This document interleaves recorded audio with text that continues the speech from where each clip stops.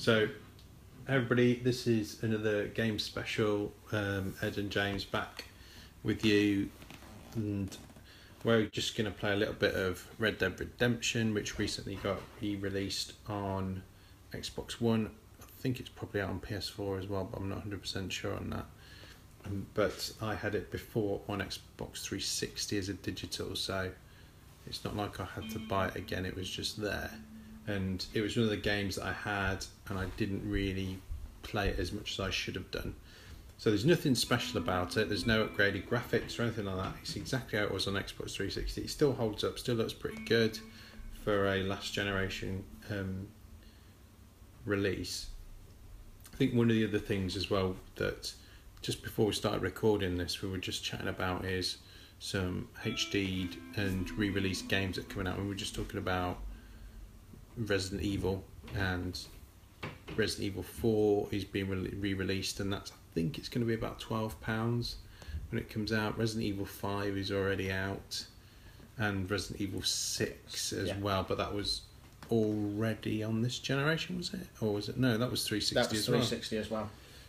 And PS4, or PS3, blimey. Because I know on PS3, Rockstar have re-released a number of their old classics as well, so things that were on PS2, like the very controversial Manhunt. Yes. The excellent Bully, or is it Canis Deum? I can't remember the Latin version of it. Yeah. But Bully was a great game. Nothing about bullying whatsoever. In fact, you were the kid standing up against bullies. You weren't a bully itself, which just goes to show that people don't really always pay attention. But quite crucially, Grand Theft Auto Vice City is out on for the PS2 classics on PS4. Now that, for me, is very tempting because it's definitely one of my all-time favourite games. But what sort of classics would you revisit, Ed, if you were to would you go back, or do you feel that HD remakes aren't really that necessary? I think in a lot of cases they might not be necessary. I mean, if you've got a great game, it can work. I mean, obviously you've got Modern Warfare 4. Yeah. Call of Duty 4 Modern Warfare. Now, for us, it is one of the most outstanding Call of Duty games ever. Yeah. And I don't mind revisiting that one. It'll be the third time. I mean, I like to play it on veteran difficulty. If the achievements are still there, it will be the fourth time I've completed it on veteran difficulty and got all the achievements. But I think in some respects, I think what I find is, obviously we talked about Resident Evil 4. It's an absolutely outstanding game. Yeah. Played it on the GameCube first, but obviously it was re-released on the PS2. Re-released on the 360, so it's already had some re-releases. Is it necessary to re-release it again? Well, you know who said something about being necessary, don't you? Your favourite Patches O'Houlihan. Oh yes. Patches O'Houlihan. Is it nearly necessary for me to drink my own urine? No. But stir up, and I like the taste. Sorry, anyway, that's very much of a sidetrack. But also, I do find sometimes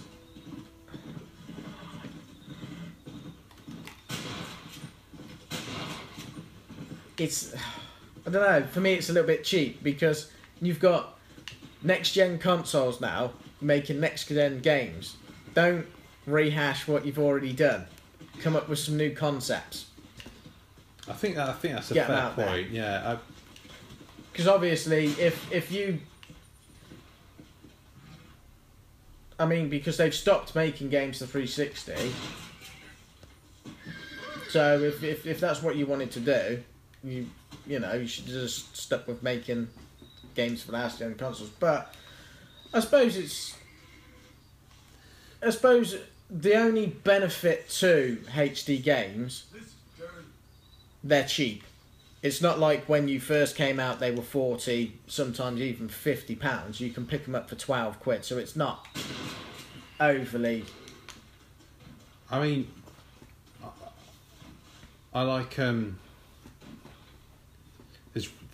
it's not a HD version because I think it's a rebuild from the ground up, but the updated version of Resident Evil 2 is a game that I would get, even though I completed it thoroughly on PS1. I suppose, in a way then, you've got to wonder, would you say there should be a time restriction on what you do before you re-release a game? Do you think there's so many years should pass before you re-release it? I think it's interesting because if you looked at, you saw you had Doom re-released a number of times. It didn't update the graphics. It was just released on Xbox Arcade, and it was good fun. But it was a game of its age. It hadn't aged very well at all. I remember playing it on both PS1 and on Sega Saturn. In fact, I think I've still... I don't know, I might have got rid of it now. I did still have a copy of Ultimate Doom on Sega Saturn, so that was Doom and Doom 2. And although it did have one of the freakiest levels I've ever played in my entire life with a crying baby in the background, it's not something that I would particularly go and push again. Now, with the backwards compatibility option on Xbox One, all the Xbox 360 and Xbox 360 arcade games that I digitally downloaded that are available in that catalogue, it's there. Am I going to play Doom and Doom 2 again? No. I've no desire to play them. They're there in my system, but I don't think I'll ever even load them up. In the recent remake of Doom, which was a good old-fashioned shooter with some modern mechanics thrown in, was a good bit of fun. But I wouldn't go any further than that, and I think they had to re-engineer the game for anybody to have any real interest. But I like to see innovation. I like to see something new. I don't mind reusing characters and using those characters in new concepts, because otherwise we would never have had Mario forever and a day, would we? Nope. And other than the odd exception, and it is an odd exception, pretty much most of Mario games are classics. And I think the same goes for Zelda. I think there's the odd one or two that doesn't or hasn't held up. But you could say the same about Metal Gear, couldn't you? Metal Gear Solid is fantastic. Metal Gear Solid 2 is okay, ropey at best. But except the first level on the ship, exactly, which is quality. But Metal Gear Solid 3 is phenomenal because it removes all the technical advantages you had in the original. The camouflage options, the fact that you had to hunt for food, all of that was brilliant. Although it did have one ultimate piece of jippage, the climbing loading sequence, which seemed to go on forever in order for you to complete a level. Did you realise that was actually classed as a boss battle? I'm not surprised. I'm not surprised. I mean, that was pre-achievement days. But, I haven't played any of the other Metal Gears at all recently. I had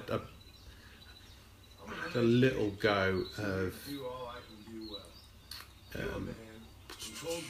what's the sort of tech demo version that had a Ground Zeroes. So I had a go at that, but I didn't. I think it's just one of those things where if you don't play it regularly, you're just not gonna. Yeah, I think it's for me. I mean, I played through Metal Gear Solid 4. Yeah. A little bit. Some of it was very good, but it was like one of those games that you had disappointing bits in it too. I've played quite a bit of Ground Zeroes. Yeah. Got a few of the achievements. Trouble I find with that is there's lots of different things you can do in it. Yeah. However, you're on the same map. So like you do the first mission, Yeah. you have to find like save 3 people. So you do that. Congratulations, you've extracted these people. You've got an A rating. Yeah. Leave.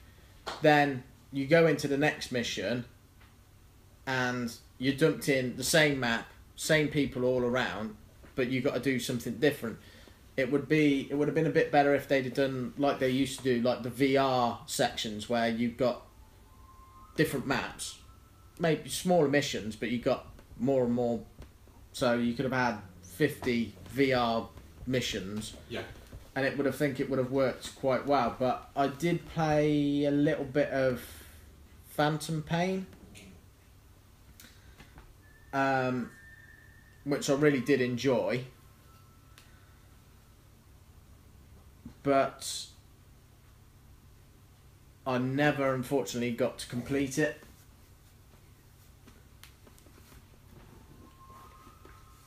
Yeah, I got Phantom Pain too, but I never really got into it. And I think that's the thing, you have to, with a lot of games today, you have to make a big commitment. The challenge is that developers want you to get value for money, so they make games that are so ridiculously big in scale, whereas what I would like to see is I'd like to see some games that are shorter, less time consuming, but cost less, ones that focus on playability, ones that are all about what goes on the game mechanics. Yes, it's nice to have really great graphics, but some of the best games that I've ever played don't have amazing graphics. They have good graphics, or they have graphics that are relevant to it, such as look at Geometry Wars. Simple, fantastic, endlessly playable, endlessly frustrating as hell, but still really good fun. Yeah, it is. It's like we've always discussed, isn't it? Where, obviously, I mean, they look worn as games now, but you can pick up a copy of Sonic the Hedgehog and play it. Yeah. And still love playing it. It's fun, quirky, and it's like you said, I mean, games sometimes take that much of an investment. I think people play halfway through them and they just can't bring themselves to finish them. I don't think it's a bad thing having a large game, but I mean, it's like with Resident Evil 4. It is quite a long game. However, it has got a sub-game, which is Mercenaries, which is endlessly playable. It's so much fun to play, and it's like you said, maybe games developers should do that, look at it and go, right, we will charge less for the game, we'll have shorter story, bit more fun, and, you know, quirky, get you into a good mood. But what we'll do is we'll put some little side games in there as well.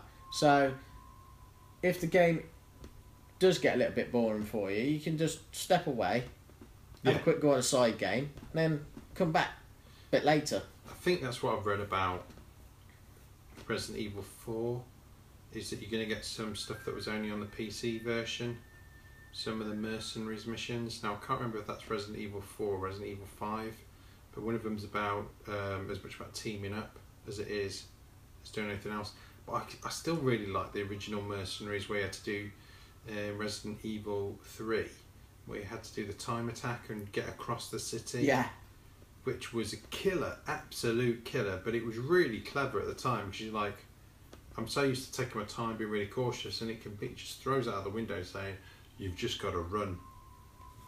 You've got no choice but to do that. I mean, I suppose that's the thing as well. I mean, I understand that games developers don't particularly want to take a risk nowadays. Yeah. Because obviously building a video game takes years and is a big investment. So obviously spamming out sequels where you can use some of the stuff that you've already done and just rehash it or remodel it Yeah. is an easy way to do it. But maybe it's like you like to see innovation. Maybe that's a way that developers could test innovation. Make a game and then have sub-games with different innovative things in there, and have it that it logs into the servers and see what people play the most and use the most, and then next time you create a game, go, well, people like this. Yeah. They like co-op. They play these co-op games. Or they like drop in, drop out co-op. Or they like to be able to share weapons between one another. They like to be able to, you know, which I think was one thing with The Division I was disappointed with, was when we first watched that E3 demo, Yeah. where the guy gets on his tablet and he joins in and he sends a drone to show you where the enemies are. I thought that was a great idea. And now I know it could be a little bit of a pain, because obviously, I suppose the potential for cheating is big. But obviously, you could have worked around that quite easily and just said you can only use it in the story. You can't use it for any multiplayer elements. I mean, I've been playing some Overwatch. Is that on PS4 or on That's on Xbox One? I think that's on both of them. Yeah, but have you been playing it on? I've been playing on the Xbox One. Now, it's not a bad game. It's a lot of elements from Team Fortress in there. I mean, you've got your subgroups, so you've got your attack, support, defence, Yeah. and you've got medics, builders, and things like that.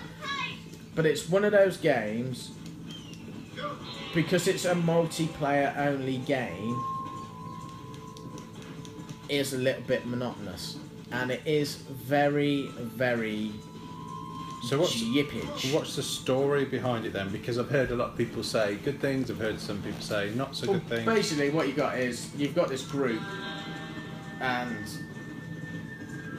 basically they're just called Overwatch, and there's been a lot of bad stuff happening on the planet, and what they do,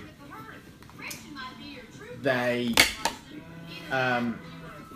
come out of retirement to help the world. Yeah. Now, there's no good side and bad side. You basically just pick characters. Yeah.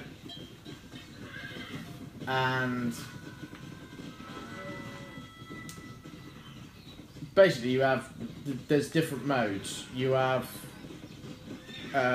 attack and defending of points. It's a bit like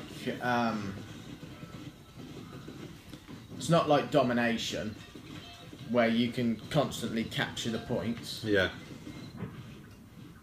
What are we up to here, mate? Because I'm a bit confused. Has he got a round up the kettle? No, it's already been done. It's already been done. So you can just head to a point. I think I've selected to go to that one particular, that W. That W. Right, Yeah, so just head towards that. The red is the roadway if you want to go that way, I think. But Okay. I think so. Oh, God. Okay. And then the blue's a horse, stamina. Oh, save the treasure hunter on your right.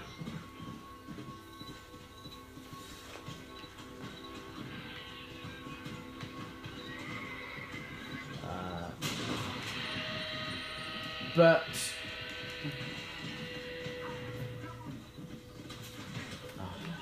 what you have is Just that one guy you just need to kill. or is it just By the deep down horse, it? that's it.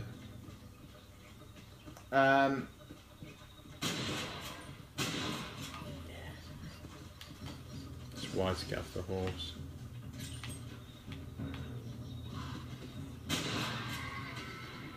So you've got capture a point. So they have it in two different mode ways where you either have to attack and defend 2 points. So you got point A. If you lose point A, you go to point B. Lose point B, game over. Or there's 1 point which you both have to capture and defend. So if you capture it and you're in there, your percentage goes up. If you get killed and pushed out and the other team captures it, their percentage goes up. So it's the first to 100%. Yeah. Win that. Then you've got need to go to the green spot. A similar sort of item mode where what you do is you capture a point. When that point's captured, you get a convoy, and you have to deliver that convoy to an area. Or there is one where you've just got the convoy and you have to deliver it to an area. And that's basically the only mode you've got. You've got no team deathmatch, no nothing like that. Best thing about it is unlimited ammo. So it doesn't matter what you do, you never run out of ammo. It's not like you have to keep going around and watch your ammo count. Yeah. You get special abilities by getting kills.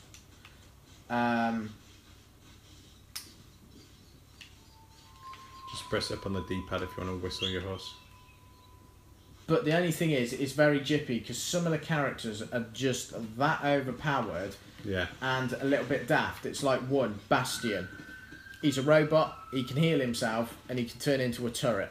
So basically, people sit and camp right in the corners of spots, and you come around the corner, you get wasted. You can get wasted 10, 15 times in about 2 minutes, and it can be really, really frustrating.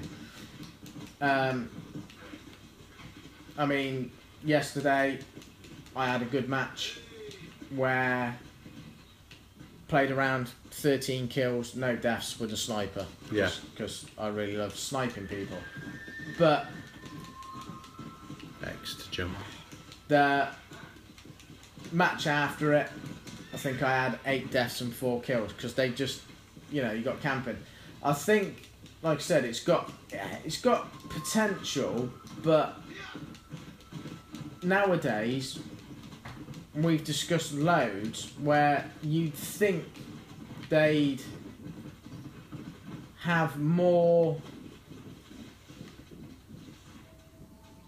modes to cater for different sort of people. Like in Call of Duty, you'd think they'd have modes for people who like machine guns, so you could call it,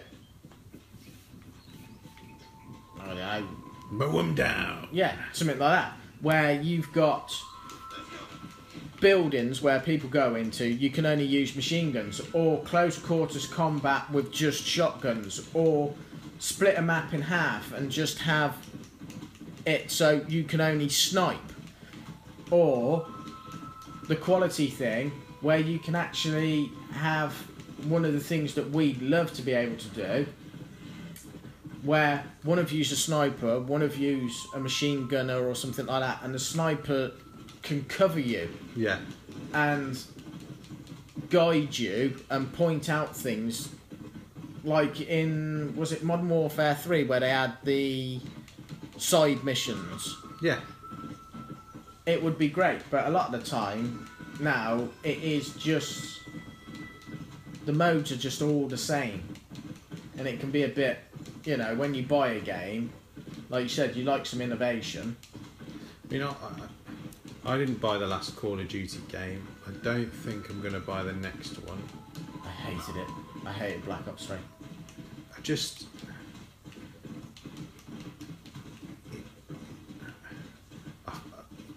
just find it's like it's lost its soul a bit, really. It feels soulless. I'm not a big fan of annual updates. I'd much rather a title takes a little bit of time and comes out with something new and a little bit different. I think that's what was really, really good in between Call of Duty 2 and Modern Warfare. Yes, we had Call of Duty 3, which was an unmitigated mess and basically an unplayable game. but you had something absolutely outstanding like Call of Duty 2, and it was just refined to the right standard. And we've talked about this before, Ed, haven't we, where we've said, look, if you're going to have a multiplayer mode where people have perks, the perks have to balance themselves out with the cons. So, for example, if you choose to have somebody who can move very, very quickly and don't shoot the sheriff, don't shoot the marshal. He was shooting at me, mate. I shot the sheriff. Yeah, but he didn't kill his deputy. If you choose to go down a certain setup that's lightweight, can move quickly, then there's consequences to that. So you have less body armor protection, so you can't take as much damage. Yes, you can move a little bit quicker, but at the same time you can't move that quickly that if someone is shooting at you with an assault rifle at point blank range, you're going to be dead, not be able to lunge forward and take somebody out with a knife. I kind of think that the part of the problem is regenerative health. Yeah. Because I think health regeneration, that's probably a better way of putting it, ever since it was introduced, has caused more problems than anything. Now, online multiplayer, you can't have people running around after health packs, because all that happens is that the same people always get the health packs. But I don't know what the solution is, but what I do know is that there has to be more of a balanced system in place. You think they could work it out logically, i.e. you've got, say, 100% health bar, so you look at the different weapons. So shotgun, point blank range, does 100% damage, one shot, one kill. Yeah. At so many character widths, it does 50% damage. So far, it does 0 damage. So you have to be close to use it. With a machine gun, each bullet that you shoot from a submachine gun does 5% damage. Yeah. From assault rifle does 10% damage. So you've got to make 10 bullets hit to make that character's health go to 0. If you use a sniper rifle, same thing at distance. But with sniper rifles, you should not be getting some of the things that they do with that. Because obviously, people go around no-scoping. Well, you don't no-scope with a sniper rifle. I mean, a sniper rifle is used for distance. Also, I mean, we've discussed as well, like, you've got your pros and your cons, which is great, but also is something we've never understood is the XP level up system. Because obviously you go, some of the games aren't released worldwide on the same day. Yeah. United States might get them 2 weeks before. You go in, they've got their level 25s, level 50s, they've got all the best weapons. You're level 1, you've got rubbish weapons, and obviously it's the grind of getting there. Why don't you do a simpler system? XP, leveling up, gives you tokens. Those tokens you can use to unlock what you want. Yeah. But you don't have to be a specific rank, like rank 50 to unlock an assault rifle. Every weapon, every attachment is available from the start. So if you want to go around with a plasma rifle or an AK-47, you can buy that straight away. Yeah. You don't have to wait for it. But obviously, if you want some attachments for it, you have to rank up to level 2 or level 3. Well, I think the other thing is there should be a greater link between single player and multiplayer as well. Because I've noticed that the new version, or the sequel to, what's the Titanfall? Sequel to Titanfall is having an in-depth single player added to it. So the first game didn't have any storyline as such. It was all built into a multiplayer where certain things were going on, but you had zero chance of influencing what was going on. but they've brought that back in, and I believe that your rewards in single player should carry over, because if some people prefer playing a single player game to begin with, because after all you pay your money, you take your choices, but if you want to spend 70 quid on a game, which is pretty much what you're going to have to get if you're going to get it digitally these days with all the stuff added to it, then you need to have that option. You need to be able to make sure your time spent in there is actually worth something. Yeah. I think as well, it's like we've always said, I mean, I know you've got achievements and it shouldn't all be down to achievements or trophies or things like that. You should get the enjoyability of playing the game for playing the game. But obviously people like you and me like to get our money's worth. So once we've played the game and enjoyed it, we'll look at the achievements and go, do you know what, I can get the full 1,000 on that. I enjoyed playing it, I'm going to replay it, I'm going to do this. But there should be a divide. You should be able to get 100% of the achievements if you play multiplayer or single player. So I don't know why they don't double up achievements. They've done it in some games and just go, right, if you want all the achievements through multiplayer, what you got to do is, because multiplayer's harder, you kill 100 people, you get an achievement. But for that 100 people achievement, to get it in single player campaign, you got to kill 200 people. So everybody has the chance of getting what they've paid for. Yeah. Because, I mean, we've played a few games where you absolutely love the story. It's got 200 gamer points and the rest of it's multiplayer. You go into multiplayer and nobody's playing it. So yeah, you're what a are you bit going to do? Stumped. But I think developers will come to see that although they have a core base, that if they want to draw more people in, they've got to do it, like you said, with innovation and listening to some of the fans a bit more, instead of saying, oh, you're whining because you're rubbish at the game. Yeah. So play it more. Instead of going, okay, you don't like that. Okay, well, what we'll do then, because you don't like that, in the next game we'll create a mode where you won't have that. I mean, because I used to love playing one of the CODs.